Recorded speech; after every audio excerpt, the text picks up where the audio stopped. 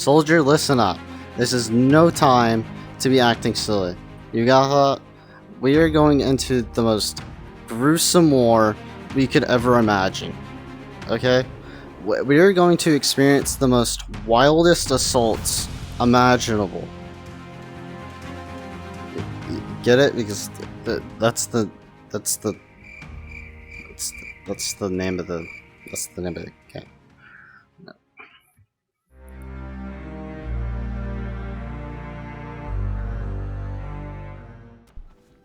Before we begin, you must be wondering, what in the actual heck is a wild assault? Well, it's basically like getting attacked by a wild animal in the middle of nowhere without being expected, you know?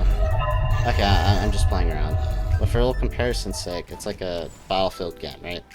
But like someone shifted the timeline, and now everyone's just anthro animals. It is a third-person hero shooter game, being developed by Combat Cat Studios and Unreal Engine 5. It is a warfare scenario set on a large-scale map with big teams. Wild Assault has a team cap of 40 players, 20 on each team. That might seem kind of small, but I can guarantee that it's not. It's not. Totally not a lot of chaos happening. It just happens often in this neighborhood.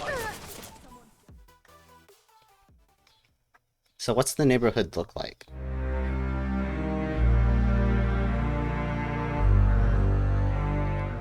It's a literal freaking desert. Where'd everyone go, man? Where'd everyone go? Where did everyone go? How the f did you manage to be 50 clicks from the battlefield? Mission failed. We'll get them next time. You're not getting a medal for that. So let's pull up the map. It is a very sandy place. Yeah, I don't like sand. It's coarse and rough and irritating, and it just gets everywhere. And it gets But as you see, it's kind of big. Not exactly my favorite aesthetic, but it gets the job done. There's also dinosaur bones everywhere.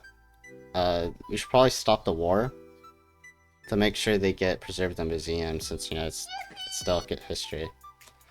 There's only one map for now, since it's beta testing. But fret not. The beta test producer Q&A stated that there will be new maps, which is great. I'd personally love a nighttime forest map, or an Arctic one, or an indoor. That'd be pretty cool. And there's also just one current mode called Conquest. There should be more modes added later on. You get the jig though. You just go back and forth, controlling points until either team loses. My favorite point though is probably B. The dome gives a nice Modern Warfare 3 vibe, and the satellite looks pretty cool as it turns around in different directions. Would have liked the interior for the building though. My map ideas would be to give them interactions and environmental hazards, like an elevator or an explosive barrel. Oh yeah, what about the characters? Surely they won't be that attract.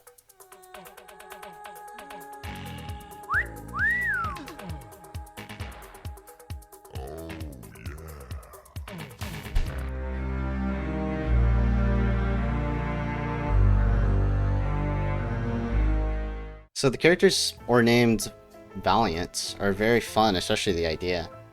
Just think of any animal in existence.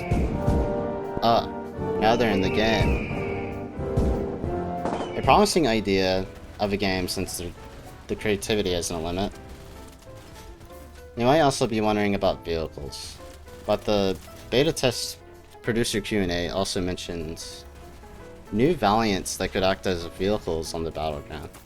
So if I'm connecting the dots correctly, if they add a horse character, you get where I'm going? Like, could I ride his head into battle? I'm joking. It'd probably be some equipment ability, but you can always consider the idea. Anyway, very fun thinking about the characters. It's very limitless. There's currently 7 Valiants, right? There's Norman, Ryan, Akai, Jack, Marquess, Vladimir, and Haugen, in 4 classes, that is Assault, Scout, Expert, and Support. They have their own perks and abilities. The majority are very strong, which lends into the chaos factor. All the characters also have a cool tactical sprint where you go on all 4s to be faster. But most of my playtime went to Haugen. I mostly play support in any game because I'm a cheerleader, I think. Just ignore me trying to flank enemy bases to capture enemy points alone. They'll never see me coming. They'll never see me coming, man. Just gonna sit here. Wait. They just won't see me coming, you know. They won't see me. I don't think anyone's here. Nope. Just sitting here and enjoying my time. You know. Good day, you know. She's very fluid to play in Agile, and she's a bunny. Maybe I should start a popsicle business. I like her abilities. Like, she has a healing station, a role. And her ultimate is a healing burst that can revive anyone automatically within their range. Pretty fun in some situations. She might be a little hard to go against since she is a truck load of mobility. I totally wasn't abusing that. You can also use some of the character's abilities for scenarios. Most common would be using a healing station against a Marquess gas grenade, which counters the damage over time effects. I thought every character was pretty great though for the most part. There's this particular one. Yeah, this particular one. What the dog do? His name's Butter Jack. dog. The dog with the butter. Butter dog. He gave me a lot of PTSD. The dog with the You know, butter. the Jack, The Jack, the as in Jack of all missiles. Because clearly, he has a lot of missiles. And by a lot, I mean infinite amount of missiles. Cover me. I'm reloading.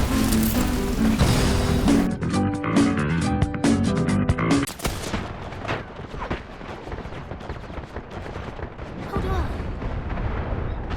If I had a nickel for every time I was pinned by a missile getting stuck to my forehead, I would have 2 nickels. Which isn't a lot. It's just weird that's happened twice.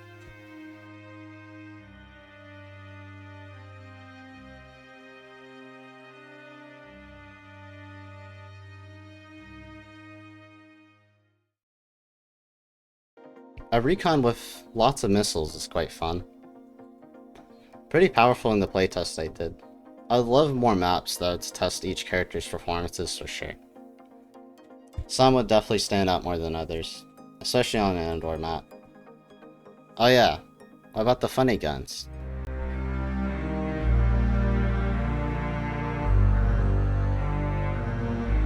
So I didn't go into much playtime with each weapon, but each class specializes in specific weapons or categories. A few of the guns I tried had too much recoil spread for me to be comfy with. But there's these 2 guns of absolute magnificence that struck out to me. The Mac-10 and the Magnum. Listen, I cannot stress this enough. The mother-flipping Magnum is a marksman rifle. You don't even need a scope on it. Please add a scope to it. It just felt right. Like it felt like it felt like I was being possessed by the Magnum. It's like I was the Magnum. It's like the Magnum was my it was my father. It was my middle name. And also there's this. It was the Mac-10. Okay, it was really cute and it was reliable. It was pretty fun and it was great for multi-kills and bursting on someone. Either or. I find it quite easier to manage than the other guns. I usually just kept being killed by marksman rifles and such. Thanks, Jack. Thanks so much. I really appreciate it. Mostly because the maps are really open. Overall, this game has great potential. I cannot wait for later on. There's just limitless ideas with like a campaign and such. I'd absolutely love that. The characters all feel unique and silly. The gunplay is solid. Overall ambitious. But if you excuse me, until next time, as I make my exit using my forklift certification that I totally earned. But until then, farewell, everybody.